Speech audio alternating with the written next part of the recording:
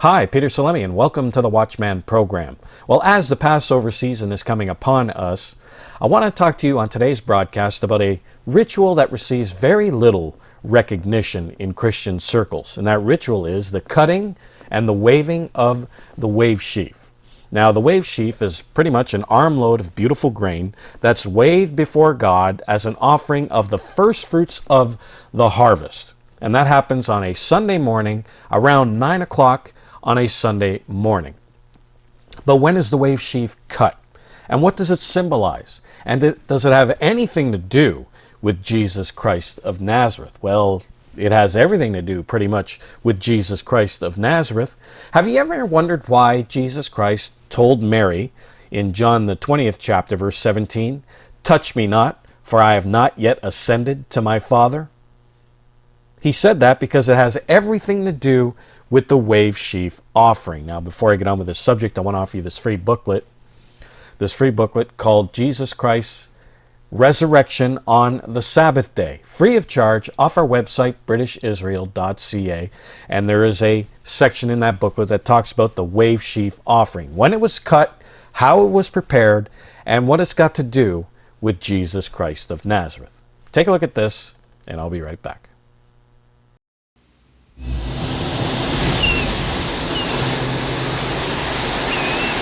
Well, life's been pretty good. Summer home, yacht, vacation when I want it.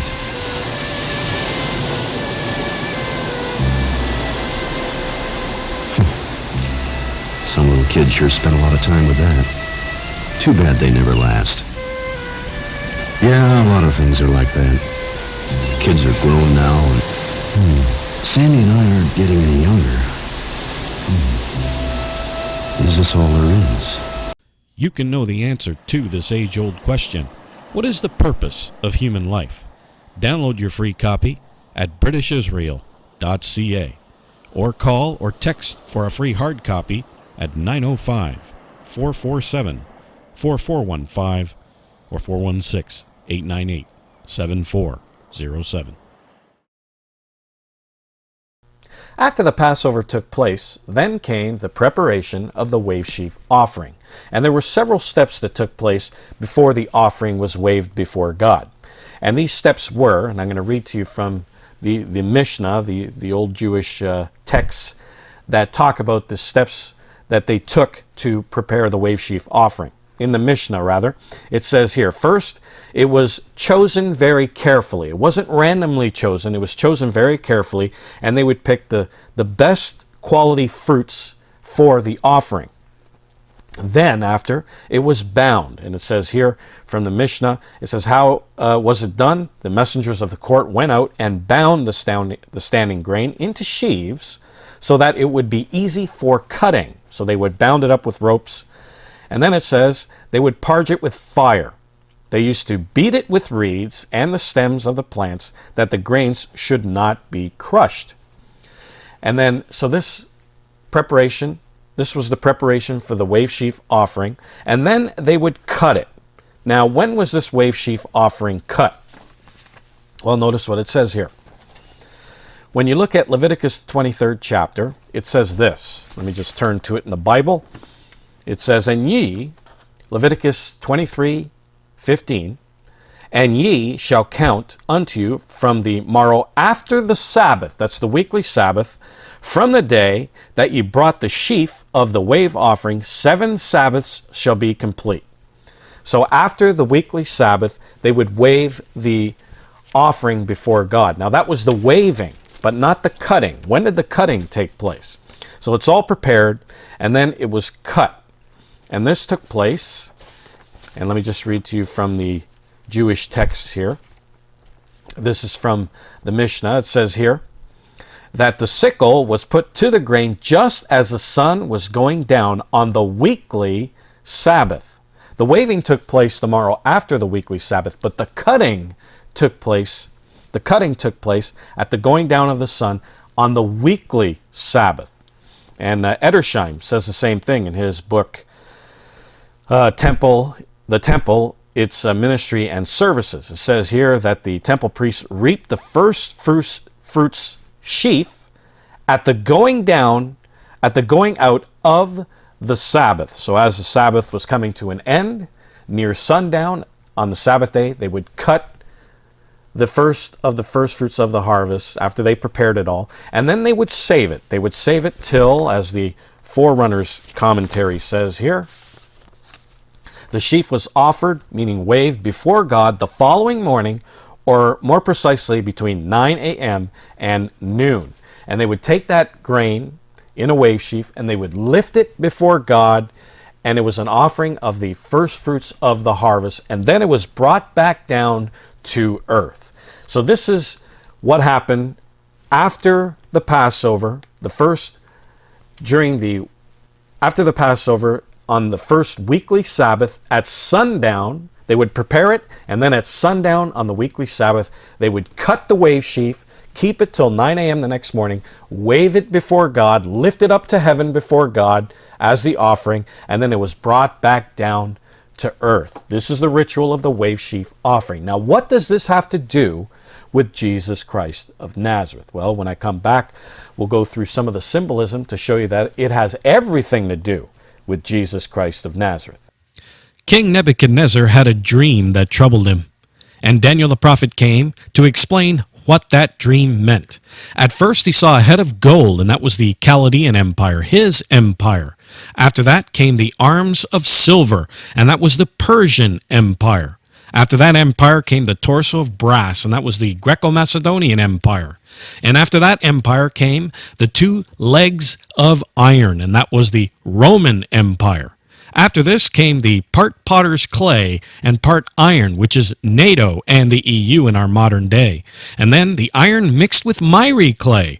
That is the last resurrection of the Holy Roman Empire that will fight Christ at his coming.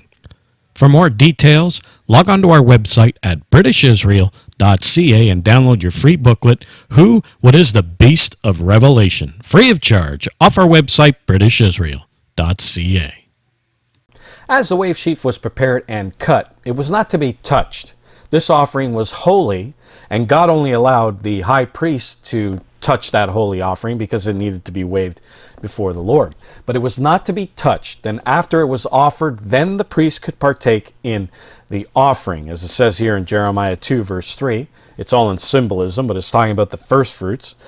It says, Israel was holiness unto the Lord, and the first fruits of his increase. So the first fruits were holy, and when they were not to be touched, as it says here in Leviticus 23:14, it says, And ye shall eat neither bread, nor parched corn, nor green ears, until the selfsame day that ye have brought an offering unto your God. So it was holy and not to be touched until it was offered. As it says here in Matthew Poole's commentary, this says this is done for good reason. God should be first served and owned as the supreme landlord. Then after it was offered, then the priest could partake in the offering. So it was holy and not to be touched until it was offered. What does this have to do with Jesus Christ of Nazareth? Well, the first of the first fruits of the harvest has everything to do with Jesus Christ of Nazareth. If you notice here in 1 Corinthians, the 15th chapter, verse 20, it says this, But now is Christ risen from the dead. Talking about the resurrection. This is the resurrection chapter. Here talking about the resurrection of Christ. Christ is risen from the dead and become the first fruits of them that slept. Jesus Christ is the first fruits of the harvest. And if you read Luke the 10th chapter, verse 2, the harvest is the harvest of people. Verse 23 of that same chapter. But every man in his own order. Christ the first fruits. Again, talking about the resurrection, every man in his own order, Christ the first fruits, afterward they that are Christ, those are Christians, people that belong to Christ, people that have the Holy Spirit in them. They that are Christ at his coming, at the second coming of Jesus Christ, that's when the resurrection happens. So Christ is the first fruits of the harvest. Now, do we see in the Bible, as I went through with you, how the wave sheaf was prepared and cut, do we find evidence in the Bible that Jesus was prepared and cut in the same way? Well, notice, it says here that Jesus was chosen by the leaders and high priests of Israel to be the offering for the nation. You can read that in John 11, 49 to 52. It says he was chosen by the people as the chosen Messiah in his triumphal entry into Jerusalem, Mark the 11th chapter, verse 7 through 10. And remember, the first of the first fruits was carefully chosen by the leaders, by the people. Here we see Christ being chosen by the leaders, by the people. It says Jesus was, of course, without sin and had the fruits of righteousness, the best fruits you can possibly have. You can read that in Hebrews the 4th chapter, verse 15, Philippians 1:11. The fruits of righteousness. He was without sin, so he was the chosen, the best of the fruits chosen for the offering. And it says here, Christ was bound and taken to Pilate, Matthew the 27th chapter, verse 2.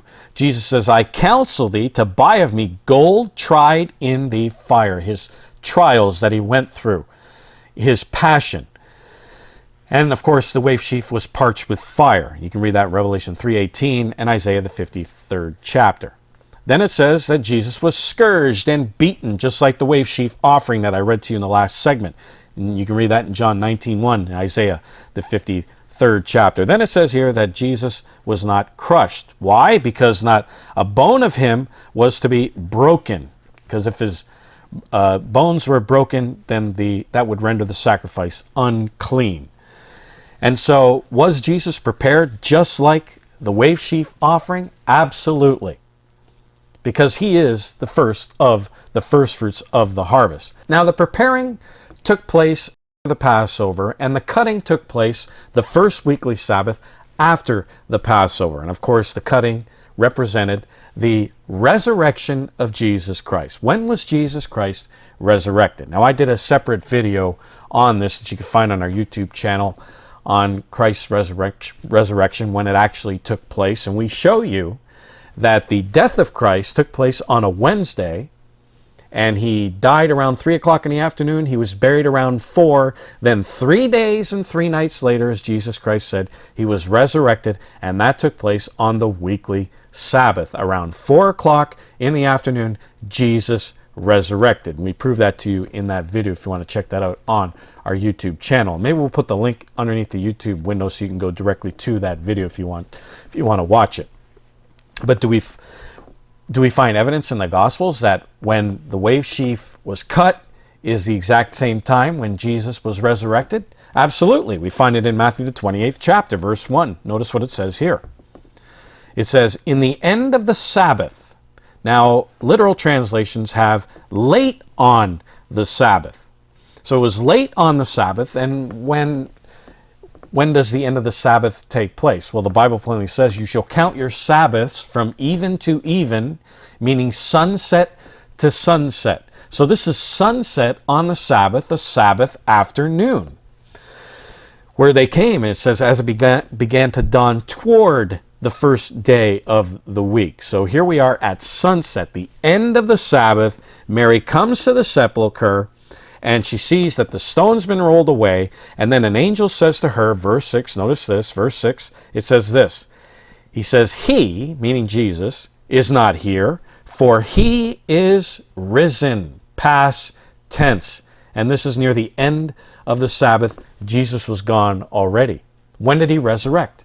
4 o'clock in the afternoon, that's Sabbath afternoon, not a Sunday morning. And that is when the wave sheaf offering, the first of the first fruits, was cut. And then it was left till that Sunday morning where it was waved before God, and the high priest would lift it up towards heaven and wave it before God, and then it was brought back down to earth. So the resurrection took place, as the Gospels say, at the same time as the wave sheaf offering. At the end of the Sabbath, the first fruits was cut off. Jesus Christ was cut off from the land of the living, as the wave sheaf was cut off from the harvest, and it was left and it was waved around 9 o'clock in the morning. Now, why does Jesus say to Mary at this time, in John the 20th chapter, verse 17, notice what he says to her. He says, Jesus said unto her, that's Mary, touch me not, for I have not yet ascended to my Father. Why would he say that to her? Well, because this is at the end of the Sabbath, and Jesus wasn't offered to the Father yet. That took place the next morning around 9 a.m. And remember, the wave sheaf offering was not to be touched. It was holy. Afterward, after the waving, then they could partake in the offering. So he said, touch me not, I have not yet ascended to my Father. And then it says, but go to my brethren and say unto them, I ascend unto my Father. When does that take place? Well, the Sunday morning, 9 a.m. And say unto them, I ascend to my Father and your Father, to my God and your God. Then he ascended up to heaven, and he was offered to God the Father as the first of the first fruits of the harvest. Then it says that self-same day, he came back down, and you read the rest of the chapter, and the disciples handled him and touched him. They could touch him because he was already offered to God the Father as the first of the first fruits of the harvest. So this wave sheaf offering has everything to do with Jesus Christ, as he is presented as the first of the first fruits of the harvest. I urge you to get this booklet, Christ's Resurrection on the Sabbath Day, free of charge, off our website, britishisrael.ca. This is Peter Salemi saying goodbye, friends, and I'll see you here next time on the Watchman program.